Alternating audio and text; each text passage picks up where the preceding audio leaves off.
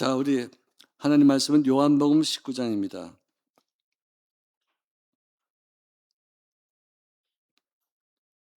요한복음 19장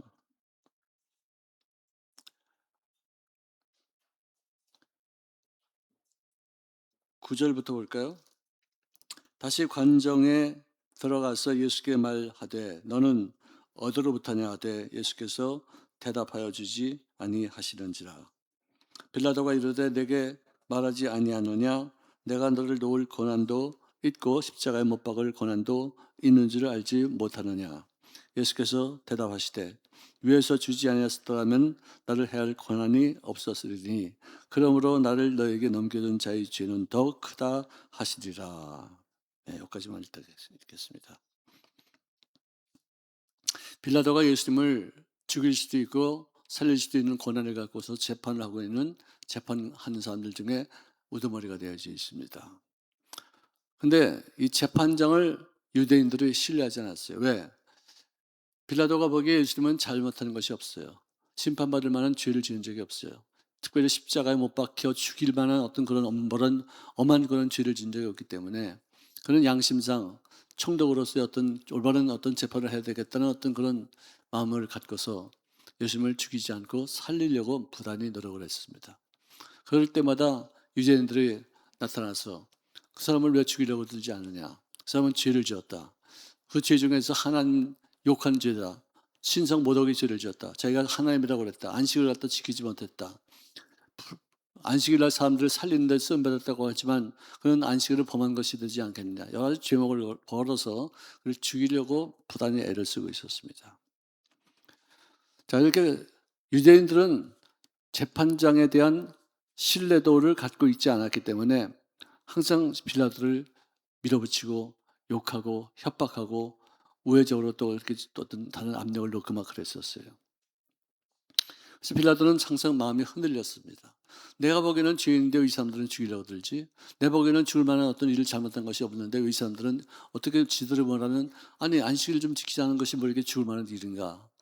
아니 내가 하나님이라고 하고 미친놈이지 이게 뭐 그게 뭐 죽을 만한 일인 것일까?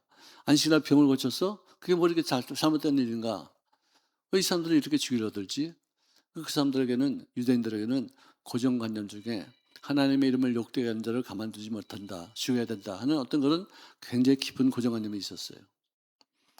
자, 그래서 이 빌라도는 한편 마음속에 이런 생각을 하고 있었어요.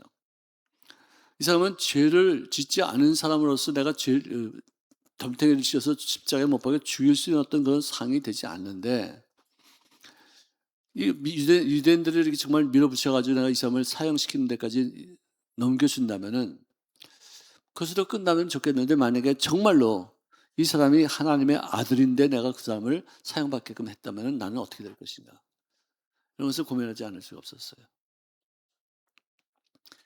총독이었지만 입법부에 있는 사람이었지만 그다음에 유대인들을 다스리기 위해서 왔던 그런 아주 파렴치 않은 어떤 그런 아주 사악한 어떤 사람이었었지만 재판하는 과정에서 죽지 않아야 될 사람이 죽어야지만 되는 것에 대해서만큼은 그가 아주 공정하게 일을 처리하려고 그렇게 했었던 흔적이 있다는 것을 볼 수 있습니다. 자, 그런 어떤 의구심과 어떤 두려움을 가지고서 다시 관정으로 들어가서 재신문을 합니다. 예수님께 다시 한번 질문합니다. 너는 어디로부터냐? 이게 무슨 말이에요? 우리 말에 그런 말이 있습니까? 너는 어디로부터냐? 여러분, 우리 집사님은 어디로부터죠? 그런 말 합니까? 이거 우리 말이에요? 자, 우리 목사님은 어디로부터냐? 네?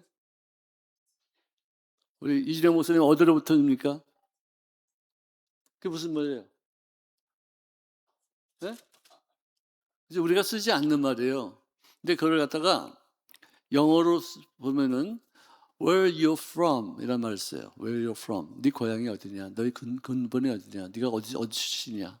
그걸 갖다 우리는 그렇게 말하죠. 영어로는 Where are you from? 그렇게 돼 있기 때문에 아마 헬라어도 그렇게 비슷하게 이렇게 돼 있을 거예요. 아마. 어디로부터냐? 어디로부터 왔냐? 네 근원이 어디냐? 네 출신지가 어디냐? 네 고향이 어디냐? 미국 사람들한테요. Where do you come from? 그러면은요. 나 지금 어디 화장실 갔다 오는 거야. 그렇게 말해요. 근데 그렇지만 Where are you from? 그러면 테네시, 알칸사스, 뭐 텍사스 뭐 이렇게 말을 해요. 너 고향이 어디냐? 네 출신이 어디냐? 할 때는 고향을 지명을 대고 Where do you come from? 어디로부터 왔냐? 그러면 나 지금 화장실 갔다 지금 오는 길이야. 그렇게 말하는 거죠. I just came from the toilet. 이렇게 말을 되죠. 그죠? 근데 이런 말을 우리가 쓰는 고향이 어디서 이렇게 말하지? Where are you from? 어디로부터냐? 어디로부터 오셨습니까? 이런 말 어디로부터냐? 참 이런 말 쓰지 않죠. 네 고향이 어디냐? 네 원천지가 어디냐? 예수님의 고향이 어디예요? 예? 예수님의 고향이 어디예요? 바다? 한번 크게 한번 누가 한번 말씀하세요. 예수님의 고향이 어디입니까? 베들레헴? 나사렛? 또 육신적인 고향으로는 베들레헴이고 육신적인 어떤 그런 자기가 자란 곳은 나사렛이고 영적으로는 어디예요? 하늘나라겠죠. 네, 그렇습니다. 너는 어디로부터? 너는 지금 고향이 어디냐? 넌 원천지가 어디냐? 네 본향이 어디냐? 이거 그걸 물은 것이죠. 그러니까 근원을 따지는 것이요. 네가 어디로부터 왔느냐? 어떤 것이 네 근본이냐? 그걸 따지는 것이죠. 그랬을 때 예수님은 어떻게 했어요? 침묵하셨어요. 말해봤자 넌 듣지도 못해. 무슨 말인지 알지도 못해. 내가 하는 말을 네가 귀에 들리기도 하고 나를 오히려 더 비난할 것이지, 나를 조롱할 것이지 말 안 하겠어. 침묵이 참 기가 막힌 아주 절호의 찬스에 침묵하는 것을 우리가 볼 수 있습니다. 왜 나에게 말하지 않냐? 나에게는 권한이 있는데 너를 죽일 수 있는 권한이 있고 또 너를 자유케 할 수 있는 어떤 권한이 있는데 나에게 말하지 않고 왜 이렇게 가만히 있지? 왜 그러는 거야? 그랬을 때 주님이 여기서는 대답합니다. 너에게 나를 해할 수 있는 권한과 나를 살릴 수 있는 권한을 위해서 받지 않았으면은 누가 그것을 주지 않았으면 너는 아무것도 할 수 없다 이거지. 네가 나를 죽일 수 있는 권세도 내 아버지가 너에게 주는 것이야. 네가 나를 자유케 하는 권세를 활용한다 하더라도 그것도 네가 갖고 있는 것이 아니라 하나님께서 너에게 주신 권세를 사용해서 나를 자유케 할 수도 있고 죽게도 할 수 있는 것이지 까불지 마라. 그 뜻이겠죠. 그래서 하신 말씀은 위에서 주지 아니하셨으면 나를 해할 권세가 없으리니 그러므로 나를 죽일 마음이 없는 너에게 나를 넘겨준 것을 볼 때 너보다 더 나쁜 놈은 누구냐? 나를 넘겨서 너에게 손을 청해서 죽게끔 한 그 사람이 더 나쁜 사람이다. 그리고 죄 지은 사람보다 더 나쁜 사람은 죄 뒤에서 조정한 사람이 더 나쁜 사람이에요. 내가 뭘 훔쳤어요. 훔치고서 가져왔는데 잡혔어요. 이거 왜 가져왔냐 했더니 누가 나한테 그거 훔쳐갖고 오라고 그랬다고 그래서 내가 갔다 그러면 이 사람은 거의 다 거의 무죄예요, 무죄. 그 사람의 지시를 받고서 내가 훔친 것, 이 사람이 진짜 온 나쁜 사람이죠. 나는 그냥 시킨 대로 한 것뿐이고 나도 어떤 책임이 전혀 없는 건 아니겠지만 그래도 이 사람의 죄가 훨씬 더 큰 거예요. 그러니까 유대인들이 나를 죽이게 하기 위해서 이제 빌라도에게 넘겼으니 너희 죄보다 나를 죽이는 너희 죄보다도 나를 넘겨서 너에게 죽임을 당하게 하는 유대인들이 더 큰 죄를 지었다. 여러분들 죄를 지어도요 누가 시키는 일은 우리가 좀 할 수도 있겠지만 죄의 근본이 되어서 죄를 어기는 그런 경우가 되지 마시기 바랍니다. 여러분들 마귀가 지은 죄는요 용서를 받지 못해요. 왜? 악으로 똘똘 뭉쳐 있어서 악덩어리가 자기 스스로의 어떤 의지에 의해서 죄를 범했기 때문에 용서가 안 돼요. 아담과 하와가 지은 죄는 자기가 죄를 지었지만 마귀에게 사주를 받아서 마귀 얘기를 듣고서 죄를 지었기 때문에 그 사람은 돌이키면 다시 죄를 용서받을 수 있는 것이에요. 마귀는 죄 덩어리예요. 자기 스스로가 그 죄를 지게끔 만들었어요. 악이죠. 그러니까 이거는 처단하고 이거는 구제할 방법이 없어요. 우리는 그렇지만 죄를 마귀의 속삭임에 세상의 어떤 그런 유혹에 의해서 죄를 지었기 때문에 우리는 돌이키면 다시 정상으로 올 수 있기 때문에 우리는 용서라는 어떤 기쁨을 얻게 될 줄로 믿습니다. 참 이거는 귀한 얘기예요. 마귀가 용서받을 수 있습니까? 왜 말도 안 하죠? 마귀가 용서받을 수 있습니까? 그러면 사람은 용서받을 수 있습니까? 아멘. 네, 이게 굉장히 중요한 얘기죠. 이 말씀이 그거예요. 너는 나를 죽일 마음이 없잖아. 내가 이 죄를 지은 것을 네가 발견하지 못해서 너는 살리라고 그러지 않은가. 그래도 사람들에 의해서 네가 나를 죽인다 하더라도 너희 죄보다도 너를 죽이라고 뒤에서 충동질했던 그 사람들의 죄가 더 크다 이거예요. 참 굉장히 아주 합리적인 어떤 말이라고 좀 생각이 들어요. 자, 죄를 짓지 않은 예수님을 풀어주려고 너무나도 애쓰는 이 재판장 이 빌라도를 우리가 볼 수 있습니다. 로마의 식민 정책으로 인해서 그가 속박받는 것보다도 예수를 죽여야 되겠다 하는 어떤 지변 유대인들에 의해서 그가 예수를 십자가에 못 박아 죽게끔 내버려 두는 그 상황이 너무나도 싫었다는 것이죠. 자,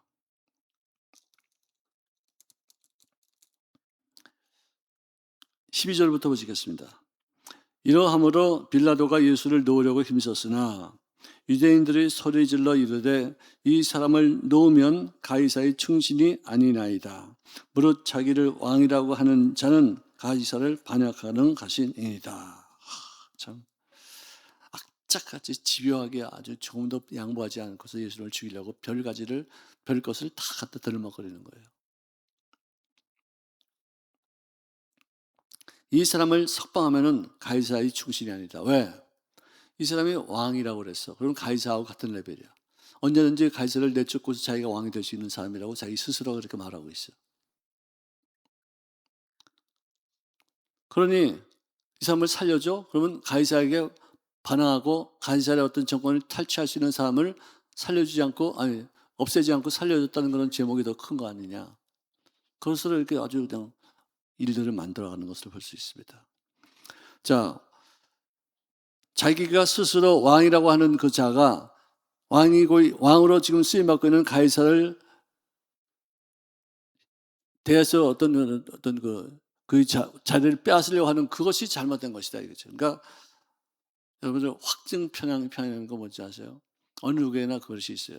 우리 예수 믿는 사람들 그것이 있어요. 확증 편향, confirmation bias 그런 뜻인데 내가 옳다라고 믿는 것만 들려요. 내가 옳다고 믿는 것만 보여요. 내가 옳다고 느끼는 것만 내가 수용해요. 내가 이것이 아니라고 하는 것은 내가 받아들이지 않아요. 자꾸만 자기 어떤 쪽으로 기울어지는 것, 예수 믿는 쪽으로만 들어가는 거예요. 우리는 예수 믿는 것만 우리가 받아들여야지만 돼요. 아멘? 근데 세상 사람들은 자기 유익이 되는 것만 받아들이려고 들고 자기에게 기쁨이 되는 것만 받아들이려고 들고 자기 생각에 동조하는 것만 받아들이려고 들지 이렇게 우리가 오래같이 하나님 나 외에 다른 3자에 대해 그분께 초점을 맞추고서 그분의 뜻에 맞춰서 일하는 것만 우리들이 귀에 들리고 눈에 보이고 그것을 생활 속에 행하는 것 좀 다른 것이죠. 우리를 어떤 사람한테 전도를 했어요. 전도를 해도 말을 듣지 않아. 자기가 좋아하는 말만 들어. 진화됐다는 말만 들어요. 원숭이가 우리들의 조상이라는 그런 말만 들어요. 원숭이가 아니요 박쥐와 쥐는 진화된 어떤 흔적은 없을지 몰라도 그것은 반드시 그렇게밖에 될 수밖에 없기 때문에 그건 진화된 것이라고 말해요. 우주도 그냥 우연히 생겼다고 생각해요. 우리 요즘 와서 제임스 웹이라는 어떤 그런 천체 망원경이 발명이 되어져서 그것이 한 150km 위에다가 지구 위에다 띄워놓고서 다른 어떤 그 광선의 방해를 받지 않고서 멀리 있는 것까지 이렇게 측정하는데요. 지금 천체계가 우주 천체 천문학 학자들이 지금 난리가 났어요. 그전에는 보이지 않던 것이 이 망원경을 통해서 보이니까 새로운 세계가 보이는 거예요. 모든 어떤 그 우주의 천체 법칙들이 다 무너지고 새로운 어떤 가설이 다시 또 생겨나고 지금 난리가 났어요. 우리가 알 수 없는 어떤 세계를 봤거든요. 우리가 추측했던 것, 우리들이 세웠던 어떤 가설, 우리가 세웠던 어떤 학문, 어떤 이론 다 무너졌어요. 오늘 우리가 알고 있기에 빛보다 빠른 것이 있습니까? 없습니까? 우리 샬람 통 몰라 해. 우리 샬람 통 몰라. 빛보다 빠른 게 있을까요? 없을까요? 없죠. 여러분들 만약에 빛보다 빠르면은 내가 미래로 갈 수 있고 과거로도 갈 수 있고 그럴 수 있어요. 빛보다 빠른 것이 없다라고 여겼는데 이 제임스 웹 이 망원경이 태어나고 나서부터 그다음에 관측을 하는데 이상한 거예요. 빛보다 빠른 게 있는 거예요. 지금도 연구 중이에요. 지금도 관찰 중이에요. 지금도 어떤 데이터를 세우기 위해서 지금도 다 모든 사람들이 초점을 맞추고서 연구하고 있어요. 빛보다 빠를 수 있는 것이 있다는 가설이 생겼어요. 그때는 가설조차 없었어요. 그리고 맨 처음에는 아무것도 없었는데 우연찮게 이게 터져가지고 정말 이 우주가 빅뱅 큰 폭발에서 이렇게 터져가지고 지금도 이렇게 계속 흩어지고 있다. 그러니까 모든 천체가 다 같이 흩어지고 있다는 거예요. 흩어지고 있다는 거예요. 서로 다 같이 멀어지고 있다는데 어떤 천체는 가까이 오는 천체가 있어요. 그럼 그건 어떻게 된 거예요? 그걸 갖다 이 망원경이 이제 발견하는 거예요. 지금 난리가 났어요. 내가 좀 무슨 얘기지만 제임스 웹 망원경이 뜰 때 이렇게 발사되었을 때 내가 속으로 그랬어요. 저 망원경을 통해서 많은 진리를 발견하고 많은 어떤 새로운 학문들이 서겠지만 더 많이 아는 것보다도 더 모르는 것이 더 많아질 것이다. 제가 그렇게 생각을 했었어요. 근데 그게 딱 맞았어요. 더 많이 알기 위해서, 더 많이 배우기 위해서, 좀 더 관찰하기 위해서 그렇게 기가 막힌 망원경을 뭐 수십조 되는 어떤 망원경을 띄워 올렸는데 더 많은 것을 아는 게 아니라 더 모르는 것이 더 많이 생겼어요. 몰라. 어떻게 된 건지 도저히 이해가 안 가요. 그래서 그런 학문을 설립하고 또 확립하기 위해서는 또 많은 연구가 필요하고 많은 사람들이 어떤 공통 과제를 우리가 세워놓고서 연구하고 발견하고 이론을 세우는 어떤 그런 시간이 필요하다는 것이죠. 여러분들 믿음으로 사는 것은 그만큼 감사한 일이라고 생각합니다. 태초에 하나님이 천지를 창조하시느니라. 우리는 그걸로 끝나요. 그걸로 끝이야. 그리고 또 창조했던 흔적들이 많이 있어요. 우연히 생긴 것이라고 이렇게 말할 수 있는 것들이 참 이거 도저히 납득이 안 가는 이론들이 많이 있어요. 진화가 되지 않고 이건 만들어졌다는 이론들이 수도 없이 많이 과학적으로 지금 증명되고 있어요.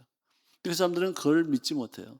어떻게 생겼는지 지금도 그 원인을, 그 이유를, 그 과정을 지금도 계속 공부하지만 발견되지 않아요. 중간 역할을 하고 있는 존재가 없어요. 만약에 사람과 원수가 원수로부터 사람이 진화됐다면 사람과 원수의 그 사이에 뭐가 있어야 될 거 아니에요. 없어요. 없어요. 다 가짜예요. 다 등이 굽은 게 이렇게 발견됐어요. 근데 그것이 원숭이가 등이 굽어 있다가 지금 이렇게 인간같이 이렇게 펴졌다고 하는데 그 등이 굽은 이유를 보니까 연구해 보니까 비타민 D 결핍증으로 인해서 곱추가 된 거예요. 진화 과정에서 등이 굽은 게 아니라 비타민 B가 결핍해가지고 이렇게 된 것이에요. 여러분들 가볍게 다시 한번 말합시다. 태초에 하나님이 천지를 창조하시니라. 하나님이 당신도 만드셨고 나도 만드셨다. 끝! 할렐루야. 이러면 끝나는 거예요. 그러면 뭐든지 믿음으로 시작되고 믿음으로 우리가 마치 믿음으로 이해할 수 있고 믿음으로 우리가 모든 것을 우리가 행할 수 있는데 하나님을 마음속에 두기를 싫어하기 때문에 하나님이 또 계시면 안 되기 때문에 자기 마음대로 인생을 살아야 되기 때문에 없다라는 과정에서 이것은 우연히 생긴 것이다. 여러분들 이걸 놓으면 어디로 가요? 밑으로 가죠? 어떻게 하셨어요? 만류인력. 이 법칙은 누가 만들었어요? 이게 어떻게 우연히 생길 수 있어요? 이 기가 막힌 법칙이. 이게, 난 이해가 안 가요. 왜 이게 일로 안 가고, 왜 일로 안 가고, 일로 안 가고, 왜 이렇게 와요, 이렇게. 법칙이에요, 이거. 이 법칙은 어떻게 생긴 거예요? 누가 만들었기 때문에 이런 법칙이 있는 거 아니에요? 왜 태양 주위를 왜 지구가 이렇게 돌아요? 돌면서 어디 멀리도 안 가고 가까이도 안 가고 고제를 계속 이렇게 돌 수 있어요? 무슨 법칙이 있으니까 이렇게 되는 거 아니에요? 우연히 그렇게 될 수 있어요? 우연이 되게 좋아요. 진화론자는 우연이라는 말을 되게 좋아해요. 아메바가 우연히 생겼대요. 단백질이 우연히 생겼고요. 아메바가 우연히 생겼고요. 그 아메바가 조금씩 발전해서 물고기가 되고, 물고기가 또 악어가 되고, 악어가 되고 또 기어다니는 어떤 동물이 되고, 그래서 이렇게 발전했는데, 환경에 적응해서 살기 위해서는 변화가 임하게 하는 그런 법칙은 어디서 생긴 거냐, 이거예요. 왜 아메바가 가만히 있지 않고 왜 둘로 쪼개지느냐, 이거예요. 이 법칙이 어디서 나온 거냐, 이거예요. 뭐에서 유를 창조하는 것이 이것이 아니 아무것도 없는데 어떻게 갑자기 유가 생길 수 있어요? 안 되는 거든 이거는 다. 하나님을 마음속에 두기 싫어하니까 그 사람들이 하나님 없다는 것을 가정으로 하고서 세상을 바라보니까 그렇게 법칙이 나오는 것이지. 그 법칙 그러면 그거 어떻게 만드는 거예요? 누가 언제부터 그 법칙이 생긴 거예요? 왜 하필이면 지구가 태양 이 달이 왜 지구를 지구를 돌잖아요. 도는 것도 한 달에 한 번밖에 안 돌아요. 이게 한 달에 한 번. 그리고 돌 때도 얼굴이 달은요 뒷모습에 자신이 없습니다. 절대 뒷모습 안 보여줍니다. 이렇게 해서 이렇게 돌아요. 이렇게 자기 얼굴 보세요. 이렇게 돌아요. 그걸 누가 만들었어? 할렐루야. 우연히 생겼다는 말들 너무 좋아하지 마세요. 우연히 생길 수가 없어요. 달 때문에 썰물과 밀물이 생겼고 그것 때문에 물이 들어갔다 놨다 하면서 물이 깨끗해지고 산소 공급을 받고 물속에 있는 공기들이 좀 동물들이 살 수 있게 되어지고 이 썰물과 밀물 때문에 대기가 아주 이렇게 순환되어져 가지고 공기를 맑게 하고 그 사람들의 살기에 딱 알맞게끔 이렇게 지구가 형성이 되어져서 사람들을 거기다 살게끔 이렇게 두어진 것이지 어떻게 이렇게 사람들이 살 수 있게끔 우연치 않게 이렇게 그렇게 될 수가 있겠었어요. 참 있을 수 없어요. 얼마나 하나님을 마음속에 두기 싫어하고 얼마나 하나님이 안 계셔야지만 되겠으면은 그들은 진화론을 준비해서 그것을 겉된 말을 퍼뜨리고 진화론을 반박하는 사람들도 얼마나 왕따를 시키고 진화론이 진리가 아니고 그건 가설이다, 그것은 하나의 학문에 불과하다라고 말하는 사람들을 핍박하고 학대하고 학교에서도 쫓겨나고 뭐 어떤 연구 기관에서도 다 매장시키는 그런 인생을 들어 살고 있어요. 학교에서도 만약에 진화론을 가르치려면은 창조론도 가르쳐 줘야 될 거 아니에요. 학교에서는 애들 창조론 절대로 안 가르칩니다. 종교라는 미명하에서 종교를 갖지 말라. 그럼 과학은 그거는 좀 진화론 종교가 아닙니까? 진화론도 종교예요. 진화론도요. 과학적으로 증명한다는 것을 믿는 걸 그걸 뭐라고 그래요? 그걸 종교라고 그러는 거예요. 과학적으로 믿어져 증명이 안 돼요. 원숭이로부터 인간이 진화가 됐다. 그 사이에 어떤 것이 뭐 있는지 아무도 몰라요. 여러분 박쥐가 어디로부터 진화가 됐다고요? 박쥐가 어디로부터 진화됐다고요? 박쥐잖아요. 박쥐가 어디로부터 진화가 됐다고요? 만약에 진화가 됐다면은 어느 게 제일 가까울 것 같아요? 쥐일지 모르겠죠. 혹시 박 아니에요? 박? 예? 박 아니에요? 박쥐는 박 아니면은 쥐 사이에서 되는 건 박쥐라고 그러죠. 근데 어쨌든 박쥐는 지금도 박쥐고 몇 억 년 전에 있는 쥐도 박쥐예요. 쥐도 지금 쥐나 몇 억 년 전에 있던 쥐나 똑같아요. 진화된 흔적이 없어요. 만약에 쥐로부터 박쥐가 진화됐다면은 쥐가 하루는 야 나도 이렇게 막 기어만 다니지 말고 한번 날아보고 싶다. 날으면 어떨까 하고서 막 이렇게 했다고 그럽시다. 10년을 이렇게 했어요. 그래가지고 새끼를 낳는데 10년 그러면 또 10년 이렇게. 여러분들 테니스 치는 사람들이 한 10년 테니스 치면은요 오른손이 더 길어져요. 이렇게 길어져요. 그러면 그 사람이 결혼해서 아이를 낳으면 그 아이 손이 오른손이 길어질까요? 짧아질까요? 똑같죠? 그래요. 이게 유전 법칙이에요. 이게 법칙이에요. 쥐가 아무리 막 날개를 치면서 날개를 펴고 그러다가 좀 길어졌는데 길어진 놈이 새끼를 낳으면은 길어진 새끼를 낳겠어요? 아니요. 자기가 똑같은 거예요. 만약에 진화가 되어가지고 이렇게 어떤 과정이 있었다 하면은 지금 있는 박쥐의 숫자나 지금 있는 어떤 쥐의 숫자나 그 사이에 진화가 된 과정에 있는 어떤 그런 박인지 쥐인지 하여간 어떤 비슷한 것들이 지금 있는 박쥐보다도 지금 있는 쥐보다도 훨씬 더 많은 숫자가 있어야 되잖아요. 한 마리도 없어.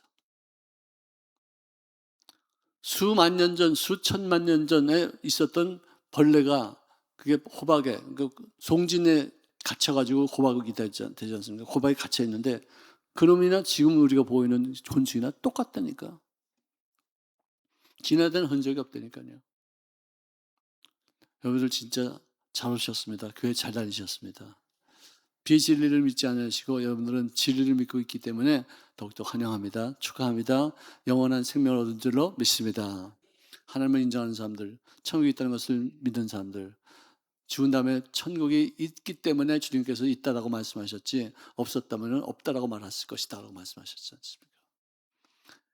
정말로 내가 예수 믿는 게 얼마나 좋은지 모르겠어요. 할렐루야.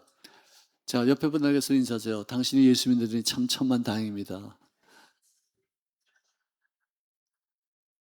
할렐루야. 안 믿었으면 어떻게 됐겠어요?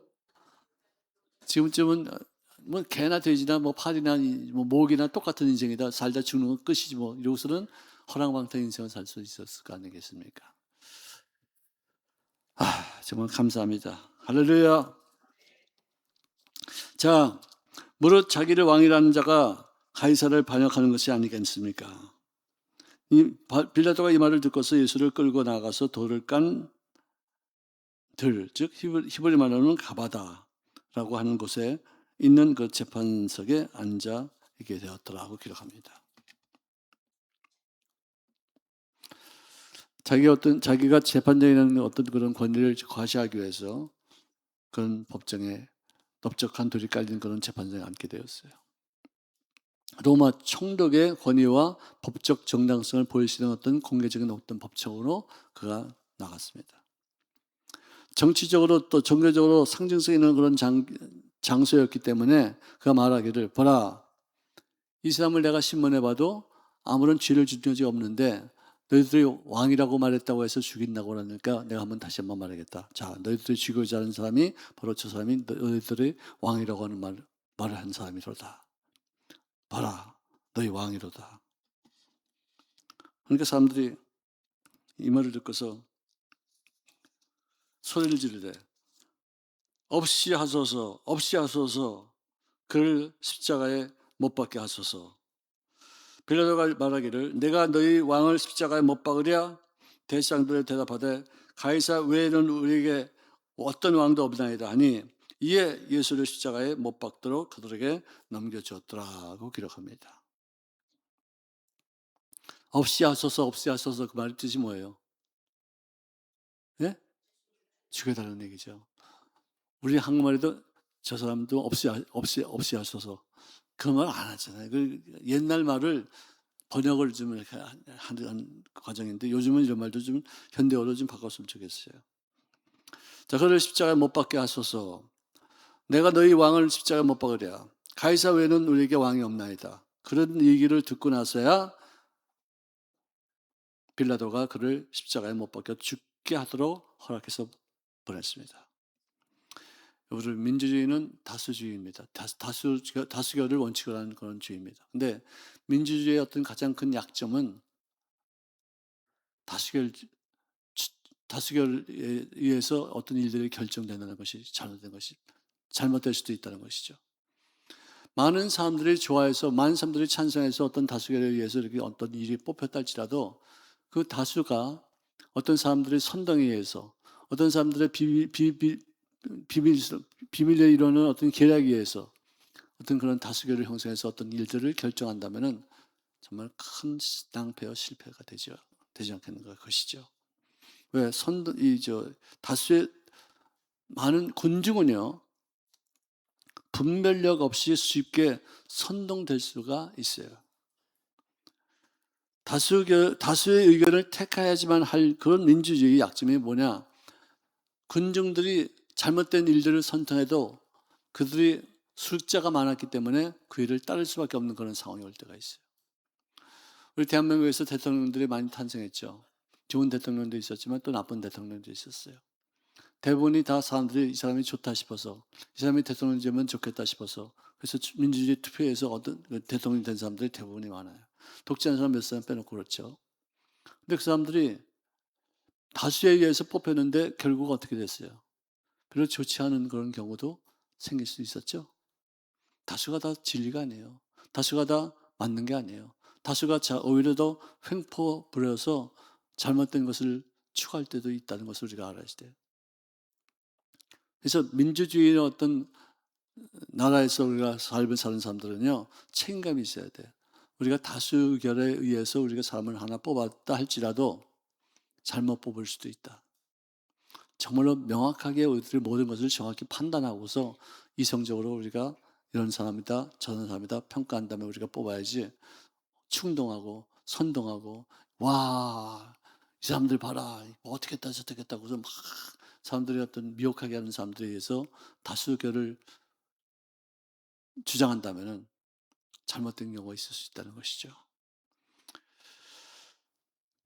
여러분, 단 한 사람의 말을 해도 그 사람이 1,000만, 2,000만, 몇 억의 말보다 더 맞을 때 이 사람이 그 사람을 영웅이라고 그러는 거예요.